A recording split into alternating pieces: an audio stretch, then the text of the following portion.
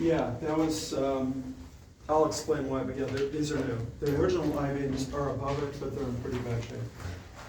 Come on, guys, towards me. I want to show you something that's right above me.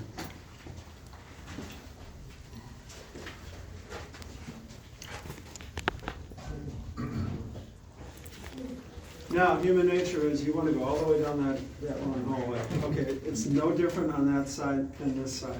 But I do want to point out, now I haven't seen the entire underground, none of the guys have. Could be 20 square blocks, but I believe this is the longest stretch you can walk underground without hitting a wall. The rest of it's really boxed off. Now, what's above? What's outside? Well, to my right, disregard this.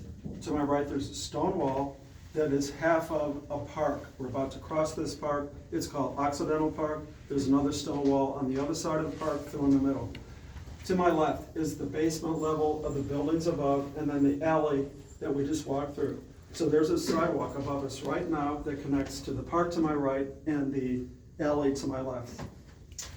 Now, and hopefully you guys in back can see this. Now, as you walk through Pioneer Square, I'm sure you've noticed purple glass in the sidewalks. There's skylights. Here's the history behind the skylights.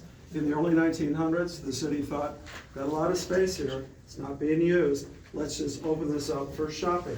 Wasn't formal, didn't use original storefronts. Instead, they would let merchants stack up their goods throughout the tunnels, kind of like a farmer's market. They had to build stairs to get down below. Now, for lighting, they didn't want to use gas lamps in a tight spot. That was too dangerous. Instead, they embedded skylights in the sidewalks above for daylight.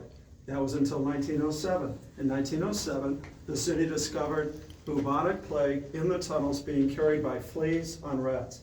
Seattle had a rat problem. One of the health inspectors that walked through the tunnels described the floor below him as a living carpet. He said the entire floor moved. Yeah, the city took that seriously. They condemned the tunnels. But then the plague went away quickly. Only 7 people died. I'm not being morbid. You compare that to what happened in Europe, that's a drop in the ocean. Yeah. Then the city made a second decision. They decided to keep the tunnels condemned so they could start to hide things. That'll be the next part of the tour. Now, when you're outside, you're going to notice 2 different shapes to the skylights. Now, I didn't point this out.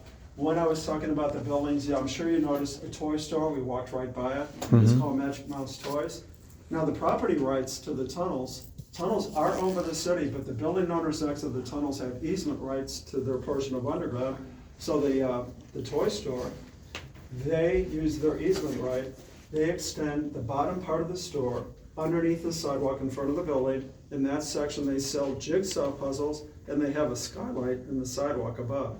So, by the way, I recommend a visit. Seattle's oldest toy store, totally cool. My point is, so for us to do the show, we do pay a building owner to go through their property to gain access to their easement right. So the point I'm trying to make is skylights. They are throughout the neighborhood. Most have been cemented over, which is very sad. But when you go to the toy store, you're going to see different skylights. I think they're more recent. They're cubes. I don't necessarily like the cubes. I do like the round skylights.